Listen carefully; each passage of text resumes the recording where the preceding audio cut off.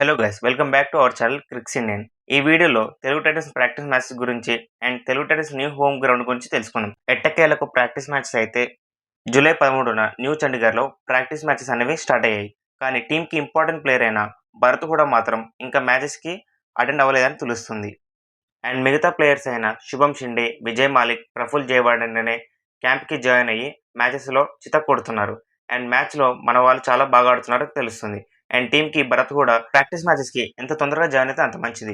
లేకపోతే టీంపై అండ్ తనపై కూడా చాలా ప్రెజర్ పెరుగుతుంది. అండ్ మన తెలుగు టైటన్స్కి అయితే న్యూ హోమ్ గ్రౌండ్ వచ్చింది. అండ్ మ్యాక్స్ 7 years తర్వాత న్యూ హోమ్ గ్రౌండ్లో మన వాళ్ళు ఆడబోతున్నారు. అది వైజాగ్లో ఉన్న అక్కయ్యపాలెం పోర్ట్ స్టేడియంలో ఆడబోతున్నారని తెలుస్తుంది. ఇక్కడ నుంచి మన మ్యాచెస్ అనేవి వైజాగ్లో అయితే జరుగుతాయి. అండ్ తెలుగు టైటన్స్ టీంకి ఫస్ట్ మ్యాచ్ ఎవరితో ఆడితే బాగుంటుందో గెస్ చేసి కామెంట్ చేయండి గైస్.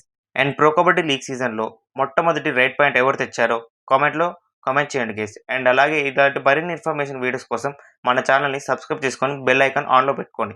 Thanks for watching.